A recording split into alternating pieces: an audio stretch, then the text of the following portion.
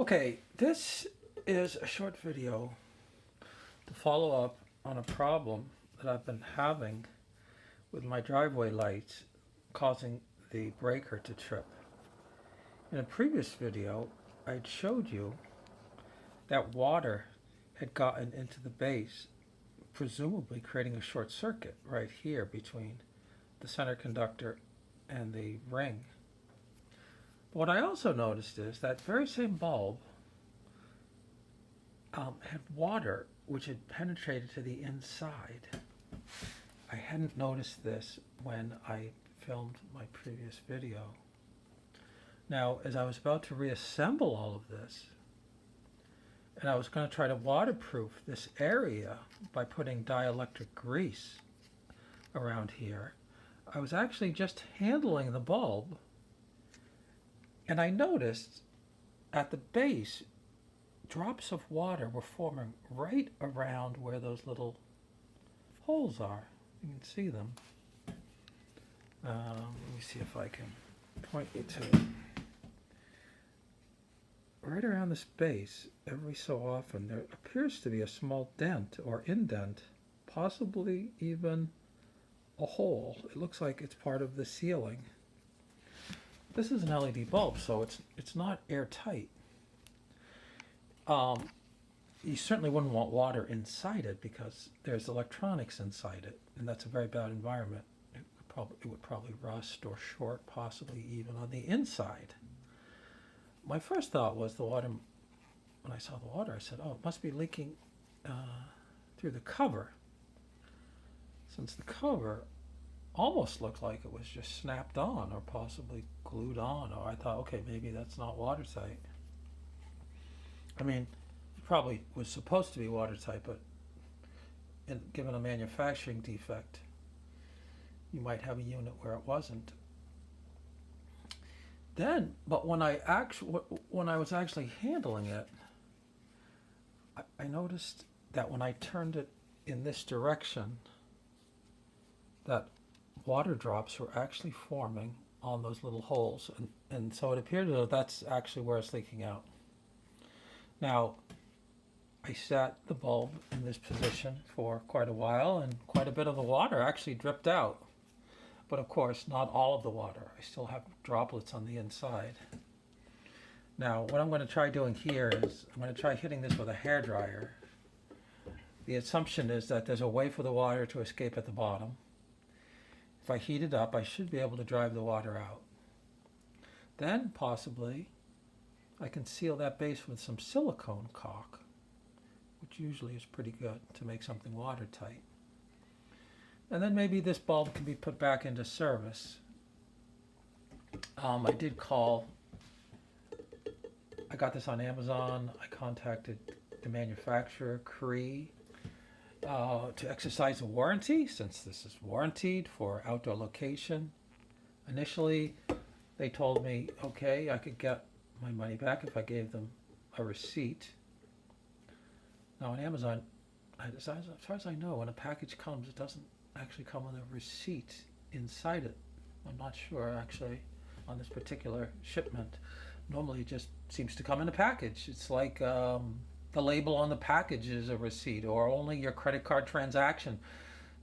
Could that qualify as a receipt? So I'm not quite sure how to exercise this warranty when they might demand a receipt that you don't have readily available, even though it's pretty clear that you did buy the bulb.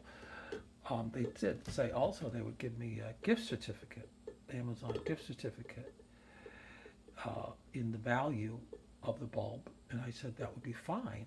And then I haven't heard from them for several weeks. So suffice it to say, I'm not happy with customer support here. They seem as though they might back up their warranty, and now they're giving me a runaround. So anyway, that's just a side issue. I'm going to hit pause. I'm going to try to drive this out with a hairdryer and see if that's successful, just, because I can. Okay, I'll use pause here. Okay, well, it seems to have worked after doing it for what seemed like about 10 minutes. The drops did go away. I didn't see any wetness coming out of here. No steam, no water condensation anywhere. So it's possible that I've just driven the water off of the front lens where I was heating it, and it's just, gonna condense somewhere else inside. I don't know. Um, I don't suppose it's any worse than it was. I'll probably just let it sit here for a while. At some point, I'll probably plug it in and see if I can operate it, if it still works. And if it doesn't, I have some hope that it will work, and the reason is because this had tripped the breakers several times due to the short circuit it was creating. And each time I reset the breaker, the lights would, let's say, come back for a while.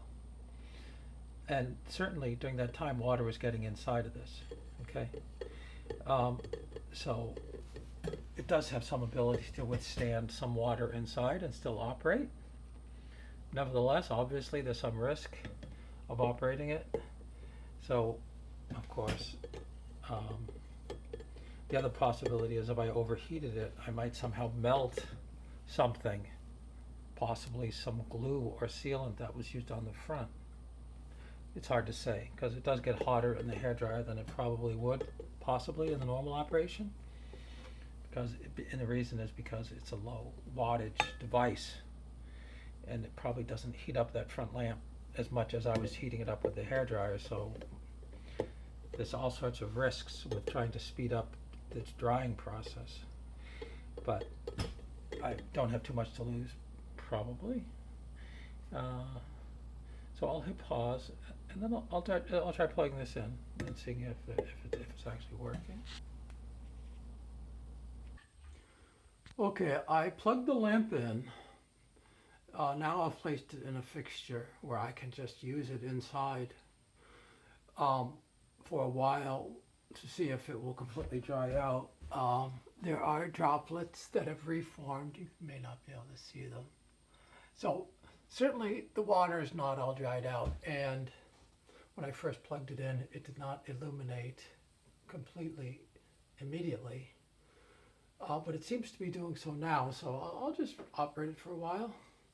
Hopefully maybe until I see the drops have disappeared as an indication that maybe the water vapor has been driven out.